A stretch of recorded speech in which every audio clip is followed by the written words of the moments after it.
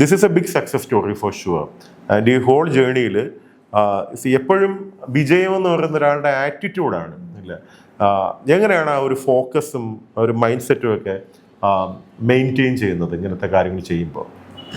വിജയത്തിന്റെ അടുത്തുള്ള ആറ്റിറ്റ്യൂഡിനെക്കാളും നമ്മൾ പരാജയത്തിന്റെ അടുത്തുള്ള ആറ്റിറ്റ്യൂഡാണ് എനിക്ക് തോന്നുന്നത് നമ്മളെ സക്സസ്ഫുൾ ആക്കുന്നത്. നമ്മൾ തോൽക്കും പല സ്ഥലത്ത്. എൻ്റെ ഡിസിഷൻസ് തെറ്റിപ്പോയിട്ടുണ്ട്. പല സബ്ജക്ട്സ് ഇത് എടുക്കണ്ടായിരുന്നു, ഈ ഡിഗ്രി ചെയ്യണ്ടായിരുന്നു, ഇതിന് പോണ്ടായിരുന്നു എന്നൊക്കെ പിന്നെ തോന്നിയിട്ടുണ്ട്. പക്ഷെ എവിടെയൊക്കെ അതെന്നെ മേക്ക് ചെയ്തിട്ടുണ്ട്. സിവിൽ സർവീസ് ആണെങ്കിൽ തന്നെ ഹിസ്റ്ററി എന്നുള്ള വിഷയം കൂടുതൽ ഡീപ്പായിട്ട് പഠിച്ചതും നെറ്റ് ക്ലിയർ ചെയ്യാനാണെങ്കിലും CUT ക്ലിയർ ചെയ്യാനാണെങ്കിലും ഒക്കെ എന്നെ ആ ബേസ് തന്നത് എനിക്ക് UPSCയുടെ പ്രിപ്പറേഷനാണ്. അപ്പൊ അതുകൊണ്ടായിരിക്കാം എനിക്ക് ഇതൊക്കെ കിട്ടിയത് പെട്ടെന്ന് എനിക്ക് തോന്നിയിട്ടുണ്ട്. അതുകൊണ്ട് നമ്മൾ എല്ലാത്തിലും ഒരു പോസിറ്റീവ് കാണുക എന്നുള്ളത് എനിക്ക് തോന്നിയിട്ടുണ്ട്. പിന്നെ എനിക്ക് പറയാനുള്ളത് ഹ്യൂമാനിറ്റീസ് എടുക്കുന്ന എസ്പെഷ്യലി ഗേൾസിൻ്റെ അടുത്താണ്. കാരണം ഗേൾസ് ഹ്യൂമാനിറ്റീസ് എടുക്കുന്നു, പിന്നെ ഒരു ഡിഗ്രി വരെ പഠിച്ചിട്ട് നിർത്തി അങ്ങനെ പോകുന്നവരുണ്ട്. അധികം ഇനി സ്കോപ്പ് ഇല്ല എന്നുള്ള രീതിക്ക്. പക്ഷെ ഞാൻ പറയുന്നത് ഹിസ്റ്ററി എടുക്കുന്നതോ ഹ്യൂമാനിറ്റീസ് പഠിക്കുന്നതോ ഒന്നും ഒരിക്കലും മോശമായിട്ടുള്ള കാര്യമല്ല. ഇന്റർനാഷണലി അത് ഭയങ്കര നീഡി ആയിട്ടുള്ള, ഒരുപാട് സ്കോപ്പുള്ള, ഒരുപാട് റിസർച്ച് ഇനി ആവശ്യമുള്ള ഒരു ഏരിയയാണ് ഹിസ്റ്ററി എന്ന് പറയുന്നത്. പ്രത്യേകിച്ച് ഒരുപാട് നമ്മുടെ കേരള ഹിസ്റ്ററിയൊക്കെ ഇനി എക്സ്പ്ലോർ ചെയ്യാൻ ഒരുപാടുള്ള മേഖലയാണ്. അപ്പോൾ അതിന് പുറത്ത് പോകണമെന്ന് തന്നെ ഇല്ല, നമ്മുടെ നാട്ടിൽ തന്നെ നന്നായിട്ട് റിസർച്ച് ചെയ്യാൻ പറ്റുന്ന ടോപ്പിക്സ് ഉണ്ട്. അപ്പോൾ ഞാൻ പറയുന്നത് ആരും ഹിസ്റ്ററി ആണെന്ന് വിചാരിച്ച് ഇടയ്ക്ക് വെച്ച് നിർത്തി അല്ലെങ്കിൽ അത് കഴിഞ്ഞ് PSC എഴുതാൻ പോയി അങ്ങനെ പോകരുത്. ഹിസ്റ്ററിയിൽ നിൽക്കുക. ഹിസ്റ്ററി അത്രയും പാഷനുള്ളവർ അത് തന്നെ ഫോളോ ചെയ്യുക, അതിൽ റിസർച്ച് ചെയ്യുക, ടീച്ച് ചെയ്യുക, ലോകം മുഴുവൻ അറിയപ്പെടുന്ന ആർട്ടിക്കിൾസും ബുക്സും ഒക്കെ പബ്ലിഷ് ചെയ്ത് നമ്മുടെ ഹിസ്റ്ററി എൻട്രി ചെയ്ത് കാണിക്കുക. ഓക്കെ, അവിടെ ഇപ്പം ഒരു കരിയർ മെന്റർ എന്ന നിലയിൽ എനിക്ക് കൺസേൺ ഉണ്ട്. കാര്യം എന്ന് വെച്ചാൽ ഇപ്പം പൊതുവേ നമ്മളിത് പഠിച്ചു കഴിഞ്ഞതിന് ശേഷം ഒരുപാട് കരിയർ പാച്ച് നമുക്ക് കാണാൻ പറ്റത്തില്ല. കുട്ടികളിപ്പം നാട്ടിലിപ്പം കേരള ഹിസ്റ്ററി പഠിക്കുന്നു അല്ലെങ്കിൽ ഇന്ത്യൻ ഹിസ്റ്ററി പഠിക്കുന്നു എന്നൊക്കെ പറയുമ്പോൾ ഒന്നുകിൽ പ്രൊഫസർ ആവുക അല്ലെങ്കിൽ ഏതെങ്കിലും ആർക്കിയോളജി ഡിപ്പാർട്ട്മെന്റിലൊക്കെ ജോലി ചെയ്യുക. അവിടെയൊക്കെ പക്ഷേ ലിമിറ്റഡ് സ്കോപ്പ് മാത്രമേ ഉള്ളൂ. നമുക്ക് അതെങ്ങനെ ഈ സ്കോപ്പ് വൈഡൻ ചെയ്യാൻ പറ്റും? എന്തൊക്കെയാണ് ഇതിനകത്ത്? How can they add something to the society and how can they find a career in that എന്നുള്ളത്? Have you ever thought about that? Career നമ്മുടെ മാത്രം പ്രശ്നമല്ല. നമ്മുടെ ഒരു സൊസൈറ്റി എങ്ങനെ സോഷ്യൽ സയൻസിനെ പെർസീവ് ചെയ്യുന്നുള്ളതിലും ഒരുപാട് ഇഷ്യൂസ് ഉണ്ട്. അതുകൊണ്ട് തന്നെയാണ് സയൻസ് എടുക്കുന്ന കുട്ടികളുടെ പോലെ ഫണ്ടിങ്ങോ അവർക്ക് കിട്ടുന്ന പ്രോത്സാഹനമോ ഒന്നും സോഷ്യൽ സയൻസ് എടുത്ത കുട്ടികൾക്ക് കിട്ടാറില്ല. അപ്പൊ അതുകൊണ്ട് തന്നെ സ്കോപ്പ് കമ്പാരിറ്റീവ്ലി നമ്മുടെ നാട്ടിൽ കുറവാണ് എന്നുള്ളതൊരു ട്രൂത്താണ്. പിന്നെ നമുക്കുള്ളത് ടീച്ചിങ് പ്രൊഫഷൻ ആണ്. ഓഫ് കോഴ്സ് അത് നമുക്ക് ചെയ്യാം. പിന്നെ ആർക്കൈവ്സ് പോലുള്ള സ്ഥലങ്ങളിലൊക്കെ നമുക്ക് ജോലിക്ക് നോക്കാം. ആർക്കിയോളജി ഭയങ്കര ഒരു സ്കോപ്പുള്ള ഏരിയയാണ്. പക്ഷെ നമ്മുടെ നാട്ടിൽ അത് എത്രത്തോളം ആണത് ചെയ്യുന്നത് എന്നുള്ളത് ക്വസ്റ്റ്യനബിൾ ആണ്. അങ്ങനെ നോക്കുമ്പോഴത്തേക്കും ഉള്ളതിനെ നമുക്ക് മെച്ചപ്പെടുത്തി എടുത്ത് നന്നായിട്ട് ചെയ്യാമെന്നുള്ള ഒരു ഇപ്പൊ നമ്മുടെ പല യൂണിവേഴ്സിറ്റികളും BSW പോലത്തെ കോഴ്സുകൾ ഇൻട്രൊഡ്യൂസ് ചെയ്യുന്നു. അതിന്റെ ഉദ്ദേശം BSW കഴിയുന്ന കുട്ടികൾക്ക് വിദേശത്ത് നല്ല സാധ്യതയുണ്ട്. അതുകൊണ്ടാണ് നമ്മുടെ യൂണിവേഴ്സിറ്റീസ് BSW പഠിപ്പിക്കുന്നത്. അതിന്റെ അർത്ഥം യൂറോപ്പ് പോലെ US പോലെയൊക്കെ ഉള്ള വളരെ ഡെവലപ്ഡ് ആയിട്ടുള്ള സ്ഥലങ്ങളിൽ സോഷ്യൽ വർക്കേഴ്സിന് വലിയ ശമ്പളവും അത്തരം ജോലികൾക്ക് വളരെ വലിയ പ്രാധാന്യം കിട്ടുന്നുണ്ട്.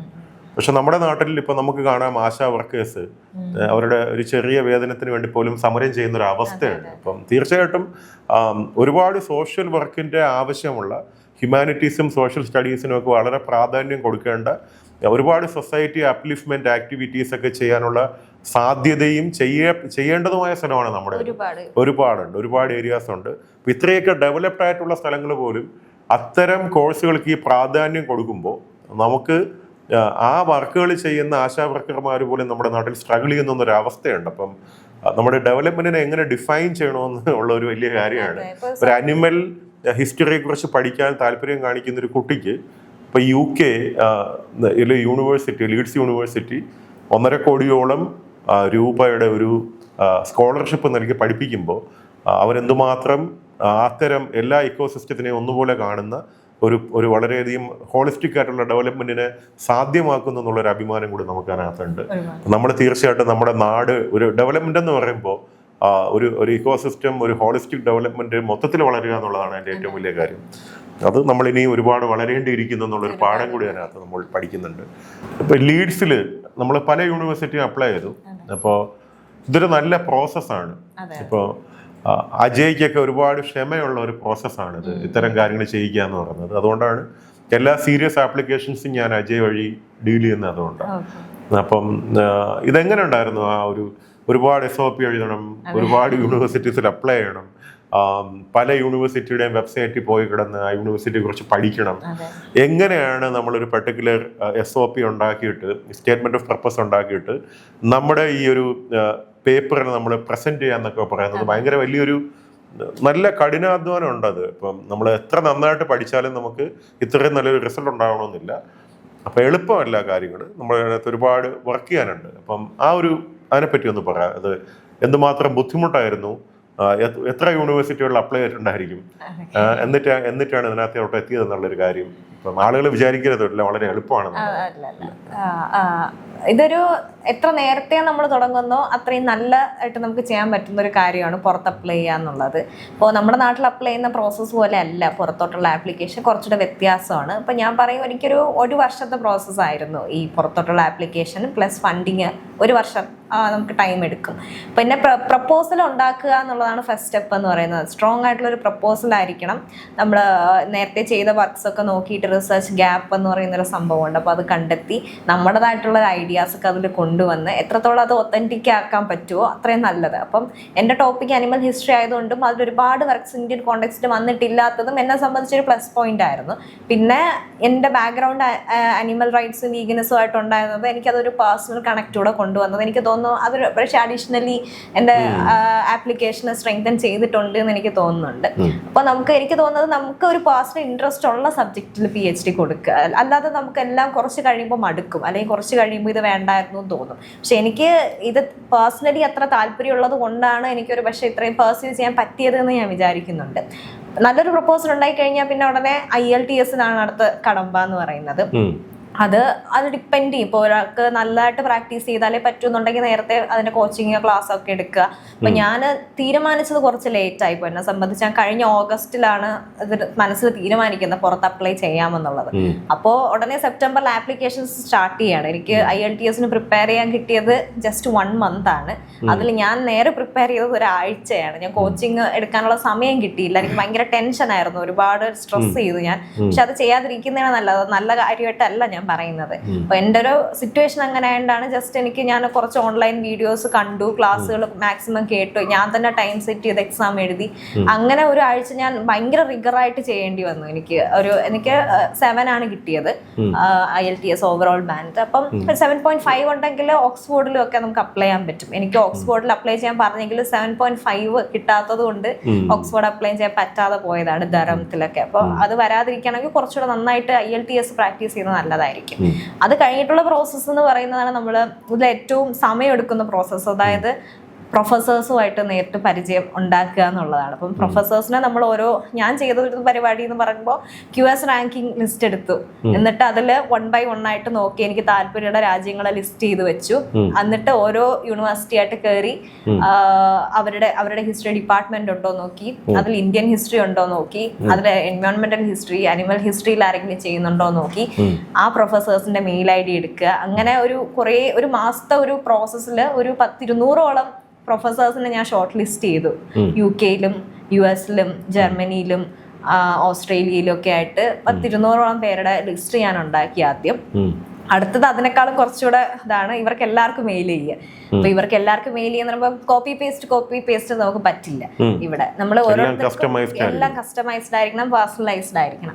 അപ്പൊ എന്നാലേ അവർ ശ്രദ്ധിക്കുള്ളൂ. എല്ലാവർക്കും ഡിയർ സാർ എന്ന് വെച്ച് തുടങ്ങി കഴിയുമ്പോൾ അവർക്ക് മനസ്സിലാവും ഇത് എല്ലാവരും കോപ്പി പേസ്റ്റ് ആണ്. അപ്പൊ നമ്മൾ ഡിയർ പ്രൊഫസർ ഇന്ന ആളുടെ പേര് വെക്കുക. പിന്നെ നമ്മൾ ആരാണ്, കണ്ടന്റ് മാറ്റേണ്ടി വരും. ഞാനിങ്ങനെയാണ് എഴുതുന്നത്, സാറിന്റെ ഏരിയാസ് ഇതൊക്കെ അല്ലേ, സാർ ഇതിലൊക്കെ വർക്ക് ചെയ്തിട്ടുണ്ടെന്ന് ഞാൻ വായിച്ചു, എന്റെ ഏരിയാസ് ഇതൊക്കെയാണ്, ഇതിങ്ങനെ മാച്ച് ചെയ്ത് വരുന്നുണ്ടല്ലോ.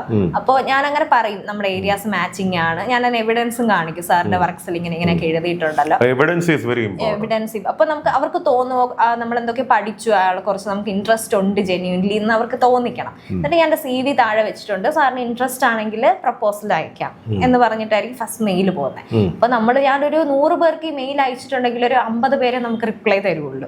അപ്പോൾ ഈ 50 പേരിൽ 25 പേരെ പോസിറ്റീവ് റിപ്ലൈ തരുള്ളൂ. ബാക്കി 25 പേര് പറ്റില്ല, അല്ലെങ്കിൽ ആളില്ല, അവർക്ക് അവരുടെ ഇത് ഫുള്ളാണ് എന്നൊക്കെ പറഞ്ഞിട്ട് നമ്മൾ മാറ്റും. പക്ഷെ ബാക്കി 25 പേര് ഭയങ്കര ഇൻട്രസ്റ്റ് കാണിക്കുന്നുണ്ടായിരുന്നു. അതായിരുന്നു എനിക്ക് ആദ്യമായിട്ട് കിട്ടിയൊരു പോസിറ്റീവായിട്ടുള്ള ഒരു റെസ്പോൺസ് എന്ന് പറയുന്നത്. ആ 25 പേരിലും ഞാൻ എൻ്റെ പ്രപ്പോസൽ അയച്ചു കൊടുത്തു. അതിലും ഒരു 10ഓളം പേര് പിന്നെ അവര് റിപ്ലൈ ചെയ്തിട്ടില്ല, അവരവരുടെ തിരക്ക് കാര്യങ്ങളായിട്ട് പോയിട്ടുണ്ട്. പിന്നെ കിട്ടിയ ഒരു 15 പേരാണ് എന്നെ ഭയങ്കര സീരിയസ്ലി അപ്രോച്ച് ചെയ്തതും. എന്റെ അത് ശേഷം നമ്മൾ ഈ പ്രപ്പോസൽ കാണിച്ചു കൊടുക്കുമ്പോൾ അവർ ചിലര് അങ്ങനെ തന്നെ അക്സെപ്റ്റ് ചെയ്യുന്നുണ്ട്, ചിലര് ഇങ്ങനെ എഡിറ്റ് ചെയ്യും അങ്ങനെ എഡിറ്റ് ചെയ്യുന്നു പറഞ്ഞ് ചിലർ 10-20 പ്രാവശ്യത്തോളം എന്നെ കൊണ്ട് എഡിറ്റ് ചെയ്യിപ്പിച്ചിട്ടുണ്ട്. പക്ഷെ എനിക്ക് തോന്നുന്നത് അത് നമ്മള് ബുദ്ധിമുട്ടിക്കുന്നതല്ല, കാരണം അവർ ശ്രദ്ധിക്കുന്നതാണ്. നമ്മളിപ്പോൾ PhD ചെയ്യാൻ വന്നാൽ അവർ പറയുന്നതൊക്കെ നമ്മൾ സമയത്തിന് ചെയ്ത് കൊടുക്കുന്ന ഒരാളാണോ, അല്ലെങ്കിൽ നമ്മൾ ഇതിനൊക്കെ മനസ്സുള്ള ഒരാളാണോ എന്ന് ചെക്ക് ചെയ്യാൻ വേണ്ടി ചെക്ക് ചെയ്യാനാണെന്നാണ് എനിക്ക് തോന്നിയിട്ടുള്ളത്. അപ്പൊ നമ്മളത് ക്ഷമയോടെ ചെയ്ത് അവർ പറയുന്ന ഇൻക്ലൂഡ് ചെയ്ത് അയച്ചുകൊണ്ടിരിക്കുക എന്നുള്ളത് നമുക്ക് ഇവിടെയൊക്കെ നമ്മൾ ബേൺ ഔട്ട് ആവുന്ന പോയിന്റ്സ് ആണ്. നമുക്ക് ചിലപ്പോൾ ചില യൂണിവേഴ്സിറ്റി മതിയാക്കാമെന്ന് നമുക്ക് തോന്നും, ഇനി എനിക്ക് എഡിറ്റ് ചെയ്യാൻ വയ്യ എന്നുള്ളൊരു പോയിന്റ് ഒക്കെ എത്തും. പക്ഷെ അത് തന്നെ ചെയ്തുകൊണ്ടിരിക്കുക. അവസാനം അവർ പറയും ഓക്കെ ഇനി നിങ്ങൾ ഈ പ്രപ്പോസൽ വെച്ച് യൂണിവേഴ്സിറ്റിക്ക് അപ്ലൈ ചെയ്തോളൂ എന്ന് പറയും. ആ പോയിന്റ് എത്തുമ്പോൾ യൂണിവേഴ്സിറ്റി പോർട്ടൽ തുറക്കുമ്പോൾ തന്നെ യൂണിവേഴ്സിറ്റിയിൽ അപ്ലൈ ചെയ്യുക, അവിടെ നിന്ന് നമുക്ക് ഓഫർ ലെറ്റർ വരും. ഇപ്പൊ UK എനിക്ക് 6 ഓഫർ ലെറ്റർ ആണ് വന്നിട്ടുള്ളത്. 6 അടുത്താണ് ഞാൻ അപ്ലൈ ചെയ്തത്, 6 അടുത്തുനിന്ന് ഓഫർ ലെറ്റർ വന്നു. പക്ഷെ ഓഫർ ലെറ്റർ വന്നിട്ട് UK കാര്യമില്ല, കാരണം നമുക്ക് ഫണ്ടിങ് ഇല്ലാതെ നമുക്ക് പോകാൻ പറ്റില്ല. അല്ലെങ്കിൽ നമുക്ക് നേരിട്ട് എനിക്ക് ജനുവരി ചേരാമായിരുന്നു. പക്ഷെ ഫണ്ടിങ് നോക്കിയിരുന്നത് കൊണ്ട് ഞാൻ അടുത്ത സ്റ്റെപ്പ് ഫണ്ടിങ് ആപ്ലിക്കേഷൻ ആണ് വരുന്നത്. ഈ ഫണ്ടിങ് ആപ്ലിക്കേഷൻ ഇതിനേക്കാളും റിഗറസ് ആയിട്ടുള്ള ഒരു സംഭവമാണ് ഫണ്ടിങ്ങിന് കൊടുക്കുക എന്ന് പറയുന്നത്. കാരണം എല്ലാവരും ഓഫർ ലെറ്റർ ഹോൾഡേഴ്സ് ആയിരിക്കും, അവർ തമ്മിലുള്ള കോമ്പറ്റീഷൻ ആണ്. പിന്നെ സ്റ്റുഡൻസ് അല്ല, ഇത് യൂണിവേഴ്സിറ്റീസ് തമ്മിലുള്ള കോമ്പറ്റീഷൻ ആണ്, ആരുടെ കുട്ടിക്ക് സ്കോളർഷിപ്പ് കിട്ടും എന്നുള്ള ഒരു കോമ്പറ്റീഷൻ. അപ്പം ഞാൻ ലീഡ്സിന്റെ കൺസോർട്ടിയത്തില് ലീഡ്സ് ഉണ്ടായിരുന്നു, യൂണിവേഴ്സിറ്റി ഓഫ് യോർക്ക് ഉണ്ടായിരുന്നു, ഷെഫീൽഡ് ഉണ്ടായിരുന്നു. അപ്പൊ ഈ 3 യൂണിവേഴ്സിറ്റി തമ്മിലുള്ള ഒരു കോമ്പറ്റീഷനാണ് ഈ റോക്ക എന്ന് പറയുന്ന സ്കോളർഷിപ്പ്. അപ്പോൾ ഇതിന് വേണ്ടിയിട്ട് ഇവിടെ നിന്ന് എല്ലായിടത്തു നിന്നുള്ള arts and humanities students apply ചെയ്യുന്നുണ്ട്. അപ്പോൾ ഈ ഇത്രയും കുട്ടികൾ ഇന്റർനാഷണൽ, അതിലും 70% ഫണ്ട് പോകുന്നത് UK സ്റ്റുഡൻസിനും 30% ആണ് ഇന്റർനാഷണൽ സ്റ്റുഡൻസിനും ഉള്ള ഫണ്ട്. അപ്പൊ ഇന്റർനാഷണൽ സ്റ്റുഡൻസിന് ഭയങ്കര കോമ്പറ്റീഷൻ ആണ് ഇതിൽ വരുന്നത്. അങ്ങനെ ഇന്ത്യയിൽ നിന്ന് ഒരുപാട് പേര് അപ്ലൈ ചെയ്യുന്നുണ്ട്, ഒരുപാട് ഇന്റർനാഷണൽ സ്റ്റുഡൻസ് അത്ര ലോകം മുഴുവൻ വരെയാണ്. അപ്പോൾ നമ്മൾ മനസ്സിലാക്കുക. അപ്പോൾ എനിക്ക് ബാക്കി കൊടുത്തിട്ടുള്ള യൂണിവേഴ്സിറ്റിയിൽ പറ്റിപ്പോയതും അതാണ്, ഇത്രയും കോമ്പറ്റീഷൻ. അപ്പം പലയിടത്തും നമുക്ക് ഫണ്ട് കിട്ടണമെന്നും വരില്ല. പക്ഷെ ഇവിടെ ഒരു ഭാഗ്യം കൊണ്ടും പിന്നെ ഇത്രയും നമ്മൾ ചെയ്യുമ്പോൾ എവിടെയെങ്കിലും കിട്ടുമെന്ന് പറയുന്നത് പോലെ ആ ഒരു എഫേർട്ടിന്റെ ഒരു എഫക്റ്റ് ആയിരിക്കാം എല്ലാം കൊണ്ടും അവിടെ ലീഡ്സിൽ ഫണ്ടിങ് ഓക്കെ ആയി. അവർ പാർഷ്യൽ ഫണ്ടാണ് ചെയ്യുന്നത് ലീഡ്സ്, അതായത് അല്ല റോക്ക സ്കോളർഷിപ്പ്. അവര് നമുക്ക് UK ഫീസ് ആയിരിക്കും തരുന്നത് വിത്ത് സ്റ്റൈപ്പൻ. പിന്നെ നമുക്ക് എൻ്റെ അവിടെ കിട്ടിയ സ്റ്റുഡൻസിന്, ഇന്റർനാഷണൽ സ്റ്റുഡൻസിൽ കുറച്ച് പേരുടെ അവര് ബാക്കി ഫീസ് അവർ തന്നെ പേ ചെയ്യും, അതോ വേവ് ചെയ്യും അങ്ങനെ എങ്ങാണ്ട്. അപ്പൊ അതുകൊണ്ട് എനിക്ക് ഫുൾ ഫീസ് അവിടെ നിന്ന് മാറി കിട്ടുകയും ഫുൾ സ്കോളർഷിപ്പോടുകൂടെ അങ്ങനെയാണ് എനിക്ക് ലീഡ്സിൽ കിട്ടുന്നത്. ഇത് ഞാൻ മനഃപൂർവ്വം നന്ദയോട്ട് പറയിപ്പിച്ചതാണ്. കാര്യം നമ്മൾ പഠിച്ച് മാർക്ക് വാങ്ങുന്നത് കൊണ്ട് മാത്രം വലിയ വലിയ വിജയങ്ങൾ ഉണ്ടാക്കാൻ പറ്റത്തില്ല. അതിനകത്ത് ഒരുപാട് റിസർച്ച് ഉണ്ട്, ഒരുപാട് കഠിനാധ്വാനമുണ്ട്, ഒരുപാട് ക്ഷമയോടുകൂടിയുള്ള കാത്തിരിപ്പുണ്ട്. അങ്ങനെയൊക്കെ ഉണ്ടെങ്കിൽ നമുക്ക് ഇതേപോലത്തെ വളരെ വലിയ റിസൾട്ടുകൾ ആഘോഷിക്കാൻ പറ്റും. അല്ലാതെ എളുപ്പത്തിൽ നമുക്കിതൊക്കെ അങ്ങോട്ട് പോയി ചെയ്ത് കളയാമെന്നൊന്നും വിചാരിക്കണം. അതിന് തീർച്ചയായിട്ടും വളരെ പ്രൊഫഷണൽ മെൻറ്ററിങ് ആവശ്യമാണ്. അവിടെയാണ് ഞാൻ അജയുടെയൊക്കെ പേര് വളരെയധികം ആത്മാർത്ഥമായി സ്നേഹത്തോടു കൂടി ഞാൻ ഇവിടെ പറയുന്നത്. കാരണം അവരുടെ ഒരു ഗൈഡൻസ് വളരെ പ്രധാനമാണ്, അവരുടെ എക്സ്പെർട്ടീസ് പ്രധാനമാണ്. അപ്പം നമ്മളെല്ലായ്പ്പോഴും എന്ത് കാര്യം ചെയ്യുമ്പോഴും ഒരു പ്രൊഫഷണൽ എക്സ്പേർട്ടിന്റെ സഹായത്തോടുകൂടി ചെയ്താൽ മാത്രമേ അത്തരം കാര്യങ്ങൾ നമുക്ക് നന്നായിട്ട് ചെയ്യാൻ പറ്റത്തുള്ളൂ. മാത്രമല്ല പ്രൊഫഷണലിന് ഗൈഡൻസ് മാത്രമേ കൊടുക്കാൻ പറ്റത്തുള്ളൂ, പക്ഷേ സ്റ്റുഡൻറ്റ് തന്നെ വിചാരിക്കണം. അതുകൊണ്ട് അപ്പോൾ നമ്മുടെയൊക്കെ പേര് നന്ദ സജസ്റ്റ് ചെയ്യുമ്പോഴും ഹൃദയം കൊണ്ട് ഇതിൻ്റെ 100% അവകാശി നന്ദ തന്നെയാണ്. കാര്യം എന്ന് വെച്ചാൽ നന്ദ അത്രത്തോളം എഫേർട്ട് ഇട്ടിട്ടുണ്ട്, അത്രത്തോളം അതിൻ്റെ പിന്നാലെ പോയിട്ടുണ്ട്.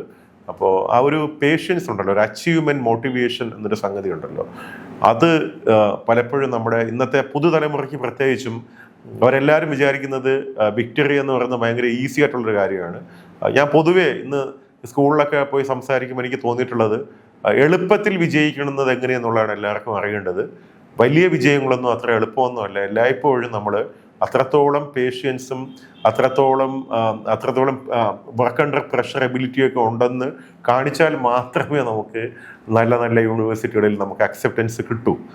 അപ്പോൾ അതുകൊണ്ടാണ് ഞാൻ ആ ജേണിയെ പറ്റി ഞാനിങ്ങനെ നന്ദയോട് സംസാരിക്കാൻ പറഞ്ഞത്. പക്ഷേ വളരെ ഫോക്കസ്ഡ് ആയിട്ട് വർക്ക് ചെയ്താൽ ഇത്തരം റിസൾട്ടുകൾ എല്ലാവർക്കും ഉണ്ടാക്കാൻ പറ്റും. അതിനാകെ വേണ്ടത് വളരെ നല്ല ഒരു ഒരു ഒരു ഒരു പാഷനും പേഷ്യൻസും വേണം. എനിക്കിപ്പോൾ തോന്നിയതാ അല്ലേ, you should have passion as well as patience. പലപ്പോഴും പാഷനുള്ള പലരും വിജയിക്കാത്തത് അവർക്ക് പേഷ്യൻസ് ഇല്ലാത്തത് കൊണ്ടാണ്. ആണ് ഹെലൻ കെല്ലർ പറഞ്ഞത്, patience is the ultimate education എന്ന് പറഞ്ഞു. ക്ഷമയാണ് ഏറ്റവും വലിയ വിദ്യാഭ്യാസം. ആ ക്ഷമയാണ് ഇപ്പം ഈ കുട്ടികളൊക്കെ കാണിക്കുന്ന വലിയ റിസൾട്ടിൻ്റെ ഒരു കാര്യവും. നമ്മുടെ നാട്ടിലൊക്കെ ഇപ്പോൾ ഒരുപാട് PhD ആൾക്കാർ ചെയ്യുന്ന കാണുമ്പോഴൊക്കെ പല പല സബ്ജക്റ്റിനകത്ത് PhD, ചിലതൊക്കെ തമാശ ആകാറുമുണ്ട്. നമ്മുടെ നാട്ടിൽ ഒരുപാട് ആഘോഷിക്കാറുണ്ട് ആൾക്കാർ. അപ്പം ഞാൻ ഒരു ആൾ PhD ചെയ്യാന്ന് പറയുമ്പോൾ ഞാനൊക്കെ അത് നോക്കിയിട്ട് ഒരുപാട് പണിയുണ്ട് അതിനകത്ത്. പണിയെടുക്കാനുള്ള മടി കൊണ്ടാണ് നമ്മളതൊന്നും ചെയ്യണ്ട എന്ന് വിചാരിക്കുന്നത്. അപ്പം പക്ഷെ ഒത്തിരി ആൾക്കാർ മെനക്കെട്ട് ആ ഒരു ഡോക്ടറേറ്റ് കിട്ടുക എന്നുള്ള ഒരു സന്തോഷത്തിന് ചെയ്യുന്നുണ്ട്. പക്ഷേ പല റിസർച്ച് പേപ്പറുകളും നമ്മളൊരു റിസർച്ച് ചെയ്യുന്ന എന്തിനാണ്? You have to identify something new or to create an impact in the society with that paper. അപ്പോൾ അത് ഭയങ്കര ഇമ്പോർട്ടൻ്റ് ആണ്. അപ്പോൾ നമ്മുടെ PhD പേപ്പറിൻ്റെ സോഷ്യൽ ഇമ്പാക്റ്റ് എന്ത്, അത് എവിടെയാണ് നമ്മുടെ റിസർച്ച് ഇമ്പാക്റ്റ് ചെയ്യുന്നത് എന്നുള്ളതിനെ കുറിച്ച് പല PhD ഹോൾഡേഴ്സിനും അത്ര വലിയ ധാരണ ഉണ്ടോ എന്ന് എനിക്ക് സംശയം തോന്നിയിട്ടുണ്ട്. അപ്പോൾ ആ സംശയം ഞാൻ നന്ദയോട് ചോദിക്കുകയാണ്, what is the social impact of your paper? Okay, ആദ്യം പറയേണ്ടത് ഹിസ്റ്ററി ഒരു സബ്ജക്റ്റ് എന്നുള്ള നിലയിൽ നമ്മുടെ കണ്ടുവരുന്ന ഹിസ്റ്ററി റൈറ്റിംഗ് എന്ന് പറയുന്നത് ഭയങ്കര ആന്ത്രപ്പോസെൻട്രിക് ആയിട്ടുള്ള ഒരു റൈറ്റിംഗ് ആണ്. അതായത് മനുഷ്യർക്ക് വേണ്ടിയിട്ട് എഴുതിയിട്ടുള്ളതാണ് ഹിസ്റ്ററി എന്ന് പറയുന്നത്. ബാക്കി എല്ലാവരും സൈഡാണ് അതിൽ. അപ്പം നോൺ ഹ്യൂമൻ ആക്ടേഴ്സിനെ എങ്ങനെ ഹിസ്റ്ററിയിൽ കൊണ്ടുവരാമെന്ന് പറയുന്നത് വെസ്റ്റേൺ വേൾഡിൽ വളരെ ഇപ്പോൾ നന്നായിട്ട് ഡിബേറ്റ് ചെയ്യുന്ന ഒരു ഏരിയയാണ്. ആനിമൽസ് ഇൻക്ലൂഡഡ് ആണ്, നേച്ചർ എങ്ങനെ ഇൻക്ലൂഡ് ചെയ്യാം, പിന്നെ നോൺ ഹ്യൂമൻ ആയി സൂപ്പർ നാച്ചുറൽ പവേഴ്സിനെ നമ്മൾ ബിലീവ് ചെയ്യുന്നുണ്ട്. അപ്പോൾ ഇതൊക്കെ ഹിസ്റ്ററി എങ്ങനെ ബാധിച്ചിട്ടുണ്ട്, ഹിസ്റ്ററിയിൽ അത് വളരെ വളരെ പുതിയ രീതിയിൽ അപ്രോച്ച് ചെയ്യേണ്ട ഒരു ടോപ്പിക്കാണിത്. കാരണം അനിമൽ ഏജൻസി എന്ന് പറയുന്നത്, കാരണം നമ്മുടെ സിവിലൈസേഷനെ വളർത്താനും നമ്മുടെ ഹ്യൂമൻ ഗ്രോത്തിനെ ഏറ്റവും കൂടുതൽ ഇൻഫ്ലുവൻസ് ചെയ്തിട്ടുള്ളതും അതിൽ വലിയൊരു പങ്കും അനിമൽസിനുണ്ട്. നമ്മൾ യൂസ് ചെയ്തത് എങ്ങനെയാണെന്നുള്ള രീതിക്ക് വെച്ചിട്ട് ഒരുപാട് ഇൻഫ്ലുവൻസ് അനിമൽസ് ചെയ്തിട്ടുണ്ട്. പക്ഷെ നമ്മൾ എങ്ങനെ അനിമൽസിന് വേണ്ടിയിട്ടൊരു ഹിസ്റ്ററി അല്ലെങ്കിൽ നോൺ ഹ്യൂമൻ സെൻട്രിക് ആയിട്ട് എങ്ങനെ നമുക്കൊരു ഹിസ്റ്ററി എഴുതാം എന്നുള്ളൊരു ട്രൈ ആണ് ഞാൻ ചെയ്യാൻ പോകുന്നത്. എത്രത്തോളം നമുക്ക് അതിൽ എത്താൻ പറ്റും എന്നുള്ളത് എനിക്കറിയില്ല. പക്ഷെ എനിക്ക് തോന്നുന്നു വെസ്റ്റേൺ ഒരു ഐഡിയോളജീസും അതിൻ്റെ ഹെൽപ്പോടെ അവരുടെ പ്രൊഫസേഴ്സ് കുറച്ചുകൂടെ ഇതുമായിട്ട് സമ്പർക്കം ഉള്ളവരാണ്. ഈ ഒരു ടോപ്പിക്കിൽ ഒരുപാട് റിസർച്ച് ചെയ്യുന്ന കുറേ പ്രൊഫസേഴ്സ് യൂറോപ്പിലും UK ഒക്കെ ആയിട്ടുണ്ട്. അപ്പോൾ അതുകൊണ്ടും കൂടെ കൊണ്ടാണ് ഞാൻ അങ്ങോട്ടേക്ക് എന്നെ കൊടുക്കാമെന്ന് വിചാരിച്ചു, ഈ ടോപ്പിക്കിൻ്റെ ഒരു നോവൽറ്റി കാരണം. എൻ്റെ ടോപ്പിക്ക് മെയിൻലി ഉദ്ദേശിക്കുന്നത് അനിമൽ കൺസർവേഷൻ്റെ ഒരു ഹിസ്റ്ററി, പിന്നെ അനിമൽസിന്റെ ലീഗൽ ഏജൻസി. ഞാൻ എലിഫന്റ്, കാറ്റ് എന്ന് പറയുന്ന 2 അനിമൽസിന്റെ വെച്ചിട്ടാണ് കമ്പയർ ചെയ്യുന്നത്. വൈൽഡ്, ഡൊമസ്റ്റിക് എന്നുള്ള ഒരു കാറ്റഗറൈസേഷൻ എടുത്തിട്ട്. അപ്പോൾ നമ്മൾ ഇപ്പോഴും ഫോളോ ചെയ്യുന്നത് ഒരു കൊളോണിയൽ പാറ്റേൺ ഓഫ് കൺസർവേഷൻ ആണ്. പക്ഷെ നമ്മുടെ നാടിന്റെ ഹിസ്റ്ററിക്കും നമ്മുടെ നാട്ടിലെ ഒരു ഇൻഡിജീനിയസ് സിസ്റ്റവുമായിട്ട് ചേർന്ന് വരുന്ന കൺസർവേഷൻ ആണോ നമ്മൾ ചെയ്യുന്നത് എന്നുള്ള ഒരു ക്വസ്റ്റ്യൻ ആയിരിക്കും. എനിക്ക് അവിടെ ഒരു കാര്യം പറയാനുണ്ട്. ഇപ്പം എലിഫന്റ് എന്ന് പറഞ്ഞുകൊണ്ടാണ് ഒരു മനുഷ്യനെന്ന നിലയിൽ എന്നെ വളരെയധികം വിഷമിപ്പിക്കുന്നൊരു കാര്യമാണ് ഈ ആനകളെ നമ്മുടെ നാട്ടിൽ ഡീൽ ചെയ്യുന്ന രീതി. പ്രത്യേകിച്ച് ഈ ആനപ്പുറത്ത് എഴുന്നള്ളിപ്പ് എന്നൊക്കെ പറയുന്നത്. അപ്പം ഞങ്ങളുടെയൊക്കെ ഒരു കുട്ടിക്കാലത്ത് ഞങ്ങൾ അമ്പലത്തിലൊക്കെ ഉത്സവം കണ്ടിട്ടുണ്ട്. അന്നൊന്നും ഈ ആനകൾക്ക് ഇത്രയും വലിയ ശല്യം ഉണ്ടായിരുന്നു. ഇപ്പം സർവ്വദേവീ ദേവന്മാരും ആനപ്പുറത്തെ എഴുന്നള്ളൂ എന്ന് പറയുന്നൊരു വൃത്തികെട്ട പ്രവണത ഇല്ല. അത് ഭയങ്കര ക്രൂവലാണ്. ഇത്രയും വലിയൊരു അനിമലിനെ നമ്മൾ ഇത്രത്തോളം ടോർച്ചർ ചെയ്യുമ്പോൾ അതെന്തുമാത്രം വേദന അനുഭവിക്കുന്നുണ്ടായിരിക്കും. അപ്പം അതിനെക്കുറിച്ചൊക്കെ നിങ്ങളെപ്പോലെയുള്ള കുട്ടികളുടെ അഭിപ്രായം എന്താണെന്ന് എനിക്ക് അറിഞ്ഞാൽ വളരെ സന്തോഷമായിരിക്കും. നമ്മളൊരു മനുഷ്യത്വമുള്ള ഒരു മനുഷ്യനായിട്ട് ചിന്തിക്കുന്ന നിലയിലും പിന്നെ ഒരു വീഗൻ ആക്ടിവിസ്റ്റ് എന്നുള്ളൊരു നിലയിലും ഒക്കെ ഞാൻ അനിമൽസിനെ നമ്മുടെ ആവശ്യത്തിന് യൂസ് ചെയ്യുന്നതിന് ഭയങ്കര അഗെയിൻസ്റ്റ് ആണ്. കാരണം ഇപ്പോൾ നമുക്ക് അതിനുള്ള എല്ലാ സിസ്റ്റംസും സംവിധാനങ്ങളും അതിനേക്കാളും വലിയ രഥം ഉണ്ടാക്കിയിട്ട് ഇപ്പോൾ ആനയുടെ തന്നെ ആർട്ടിഫിഷ്യൽ രൂപങ്ങളൊക്കെ ഉണ്ടാക്കിയിട്ടൊക്കെ ഉള്ള സിസ്റ്റംസ് വരുന്നുണ്ട്. അപ്പോൾ ആന എന്ന് പറയുന്നത് ലോകത്തിലെ ഏറ്റവും വലിയൊരു ജീവി. അപ്പോൾ അത് ഭയങ്കര സെൻസിറ്റീവാണ്, ശബ്ദത്തിന് സെൻസിറ്റീവാണ്, ചൂടുമായിട്ട് സെൻസിറ്റീവാണ്. അങ്ങനെ ഒരുപാട് ലിമിറ്റേഷൻസ് ഉള്ള കാട്ടിൽ മാത്രം നിൽക്കാൻ പറ്റുന്ന വൈൽഡ് അനിമലാണ് എലിഫന്റ് എന്ന് പറയുന്നത്. അപ്പൊ അതിനെ ഉപദ്രവിക്കുക, അതിനെ യുദ്ധത്തിന് കൊണ്ടുവരിക, അപ്പൊ അതെങ്ങനെ റിയാക്ട് ചെയ്തു, അതിന്റെ റെസിസ്റ്റൻസ് എന്തായിരുന്നു ഹിസ്റ്ററിയിൽ, അപ്പൊ അതൊക്കെ നമ്മൾ സൂക്ഷിച്ച് നോക്കിയാൽ കാണാൻ പറ്റും. ഒരിക്കലും നമുക്ക് ഡൊമസ്റ്റിക്കേറ്റ് ചെയ്യാൻ പറ്റുന്നില്ല, നമുക്ക് ടൈം ചെയ്ത് വെക്കാനേ പറ്റൂ എലിഫന്റിനെ. അതും എപ്പോ വൈൽഡ് ആവാമെന്ന് നമുക്ക് ഉറപ്പ് പറയാൻ പറ്റില്ല. അതെപ്പോ വേണോ തിരിച്ച് അതിന്റെ വൈൽഡർനെസ്സിലോട്ട് പോവാം. അങ്ങനെ ഒരു അനിമലാണ് എലിഫന്റ്. അപ്പോൾ എലിഫന്റ് നമ്മൾ ഒരുപാട് കൺസർവേഷൻ റൂൾസ് കൊണ്ടുവരുന്നുണ്ട്. ഹിസ്റ്ററി മുതൽ ഒരു 18th സെഞ്ച്വറി മുതൽ 17th സെഞ്ച്വറി ഒക്കെ എലിഫന്റ്സിന് വേണ്ടിയിട്ടുള്ള ഒരു കാര്യങ്ങളൊക്കെ പറയുന്നുണ്ട് നമ്മുടെ ഡോക്യുമെന്റ്സിലൊക്കെ. അപ്പോൾ അത് ഇപ്പോഴും നമ്മുടെ ഏറ്റവും പ്രൊട്ടക്ഷൻ കൊടുക്കുന്ന ഒരു അനിമലാണ് എലിഫന്റ്. എന്നിട്ട് പോലും നമ്മുടെ ഏറ്റവും കൂടുതൽ എക്സ്പ്ലോയിറ്റ് ചെയ്യുന്ന അനിമൽസിലൊന്നും എലിഫന്റ് ആണ്. അപ്പം നമ്മുടെ കൺസർവേഷൻ റൂൾസ് സ്ട്രിഞ്ചന്റ് ആയിരുന്നെങ്കിൽ നടക്കില്ലായിരുന്നു. അപ്പോൾ എവിടെയൊക്കെയാണ് നമ്മുടെ റൂൾസിന്റെ ഫോൾട്ട് ഉള്ളത്, നമ്മുടെ അനിമൽസിനോട് ചെയ്ത ക്രൂവൽറ്റിയുടെ ഹിസ്റ്ററി, ഇതൊക്കെയാണ് ഞാൻ എൻ്റെ PhD-യിൽ ഉൾപ്പെടുത്താൻ നോക്കുന്നത്. അല്ല, അതിനകത്ത് എനിക്ക് എൻ്റെ മറുചോദ്യവും വരും. ഇപ്പം ബീഫൊക്കെ ധാരാളം കഴിക്കുന്ന ആൾക്കാർ അല്ല, നമ്മളൊക്കെ കഴിക്കുന്നുണ്ട്. അപ്പം അവിടെ നമുക്ക് അനിമലിനെ കൊല്ലുന്നവർ നമ്മളല്ല കൊല്ലുന്നത്, പക്ഷെ എന്നാലും നമ്മൾ we are using that meat അല്ലേ. അപ്പം ഇപ്പോൾ ഒരു വീഗന്റെ കൂടെ ഇരിക്കുന്നുണ്ടെങ്കിലും I have to be real. Okay, അപ്പം ഇപ്പോൾ രണ്ടും തമ്മിൽ കോൺട്രഡിക്ഷൻ ഉണ്ട്. അപ്പം ഞാനൊരു പക്ഷേ ചിന്തിക്കുന്നത് മനുഷ്യന്റെ ഭാഗത്ത് നിന്നായിരിക്കും. എന്തുകൊണ്ട് ആനപ്പുറത്ത് എഴുന്നള്ളിപ്പോൾ എനിക്ക് ഇഷ്ടപ്പെടുന്നില്ല എന്ന് ചോദിച്ചാൽ ഒരുപാട് മനുഷ്യരെ കൊല്ലുന്നുണ്ട് ഇല്ലേ. ഇത് എത്രത്തോളം ഞാൻ ഇപ്പൊ പറഞ്ഞു ഡൊമസ്റ്റിക്കേറ്റ് ചെയ്യാൻ പറ്റില്ല, നമുക്ക് അൺപ്രഡിക്റ്റബിൾ ആയിട്ടുള്ള ഒരു അനിമലാണ് ഇതൊക്കെ. നമ്മൾ എന്തൊക്കെ പഠിച്ചു എന്ന് പറഞ്ഞാലും ഇതൊക്കെ ഇത്രയും എക്സ്പേർട്ടുകളാണല്ലോ ഡീൽ ചെയ്യുന്നത്, എന്നിട്ടും ആൾക്കാരെ കൊല്ലുന്നുണ്ടല്ലോ. അപ്പോൾ അതൊരു നാണക്കേടും കൂടിയാണ്. അപ്പം ഒരുപക്ഷെ എന്റെ ചോദ്യം വന്നത് ആ ഏരിയ എന്നായിരിക്കും, എന്ത് മനുഷ്യരെ കൊല്ലുന്നു ഇല്ല, നമ്മളുടെ അന്തരം തന്നെയാണ്. അപ്പൊ you are speaking from the animals point, I am speaking from the human is killed by the animal point എന്നുള്ളതാണ്. അപ്പൊ അവിടെയാണ്. പക്ഷെ എന്നാലും എനിക്ക് തോന്നിയിട്ടുണ്ട് ഇത്രയും വലിയൊരു പാവപ്പെട്ട ഒരു മൃഗത്തെ ഇങ്ങനെയൊക്കെ ഇല്ല, ദേവനൊക്കെ അല്ലെങ്കിലും ഇല്ല, പണ്ടെങ്ങാണ്ട് ഞാൻ ഹിന്ദുവില് ഇവിടെ ഇങ്ങനെ വലിയ വർഗീയ കലാപങ്ങളൊക്കെ നടക്കുന്ന സമയത്ത് ഹിന്ദുവിൽ ഒരു ആർട്ടിക്കിൾ, ഒരു കാർട്ടൂൺ കണ്ടിട്ടുണ്ട്, please give me A place in your heart എന്ന് ദൈവം പറയുന്നത് അല്ലേ. അപ്പം ദൈവങ്ങൾക്ക് ഹൃദയത്തിലാണ് സ്ഥാനം വരേണ്ടത്, അല്ലാതെ ആനപ്പുറത്ത് തന്നെ കയറണമെന്ന് നിർബന്ധം പിടിക്കുന്നതൊക്കെ കാടത്തമാണ് എനിക്ക് പറയാൻ തോന്നി. അതങ്ങ് പറയുന്നേ ഉള്ളൂ. ഓക്കെ, അപ്പോ വളരെയധികം നിങ്ങളുടെ ഒരു WWWE എന്നൊക്കെ world wild association fund for animals, അതുമായിട്ടൊക്കെ നിങ്ങൾക്ക് ഇങ്ങനെ കണക്ട് ചെയ്യാൻ പറ്റും? നിങ്ങളുടെ പല ഓർഗനൈസേഷനും അവരുടേതായ മോട്ടീവ്സ് ഉണ്ട്. അപ്പോൾ ഞങ്ങൾ വീഗൻസ് ഇൻഡിപെൻഡന്റ് ആയിട്ട് നിൽക്കുന്ന ആക്ടിവിസ്റ്റുകളും ഉണ്ട്, അല്ല പീറ്റ പോലുള്ള ഓർഗനൈസേഷനായിട്ട് ചേർന്ന് പ്രവർത്തിക്കുന്നവരുണ്ട്. അപ്പോൾ എൻ്റെ ഒരു സ്റ്റാൻഡ്, ഞാൻ വീഗനാണ്, ഞാനൊരു ഓർഗനൈസേഷനുമായിട്ടും ഭാഗമാകാൻ ആഗ്രഹിക്കും. കാരണം ഒരു പരിധി കഴിയുമ്പോൾ എല്ലാവർക്കും അവരുടെ പ്രോഫിറ്റ് അല്ലെങ്കിൽ അവരുടെ അജണ്ടാസ് ഒക്കെ ഉണ്ടാവും, ചിലപ്പോൾ അത് നമ്മുടെ ഐഡിയോളജീസ് ആയിട്ട് അഗെയിൻസ്റ്റ് ഉണ്ട്. ഞാനൊരു ഇൻഡിപെൻഡന്റ് ആയിട്ട് നിൽക്കാൻ തന്നെ ആഗ്രഹിക്കുന്ന ഒരു വീഗനാണ്. എനിക്ക് വേറെ ഓർഗനൈസേഷൻ ആയിട്ടൊന്നും ബന്ധമില്ല. അറ്റ് ലാസ്റ്റ് അനിമൽ വെൽഫെയർ അല്ല, അനിമൽ റൈറ്റ്സ് ആണ് നമ്മുടെ മോട്ടീവ് എന്ന് പറയുന്നത്. വെൽഫെയർ എന്ന് പറയുമ്പോൾ അവിടെ പിന്നെയും ലിമിറ്റ്സ് വരെയാണ്, നമ്മുടെ രീതിക്ക് വെച്ചിട്ടുള്ള വെൽഫെയർ എന്നുള്ള രീതി. റൈറ്റ്സ് എന്ന് പറയുമ്പോൾ കംപ്ലീറ്റ്ലി നമ്മൾ റൈറ്റ്സ് കൊടുക്കുക എന്നുള്ള ഐഡിയ. ഈ ലോകം ആരുടെയും മറ്റോ ഡയലോഗുകളെങ്കിൽ പറയാം അല്ലെ, വകയല്ല എന്ന് പറയുന്നത് പോലെ മനുഷ്യർക്കുള്ളതുപോലെ തന്നെ അവകാശം ഈ ലോകത്തുള്ള സർവ്വചരാചരങ്ങൾക്കും ഉണ്ട് എന്ന ചിന്തയിൽ നിന്നാണ് നന്ദയുടെ പഠനവും റിസർച്ചും ഒക്കെ മുന്നേറുന്നത്. അപ്പോൾ ഇത് വളരെ വലിയൊരു നല്ലൊരു മാറ്റം ഉണ്ടാകാൻ വേണ്ടി ഇത് ഉപകാരപ്പെടട്ടെ.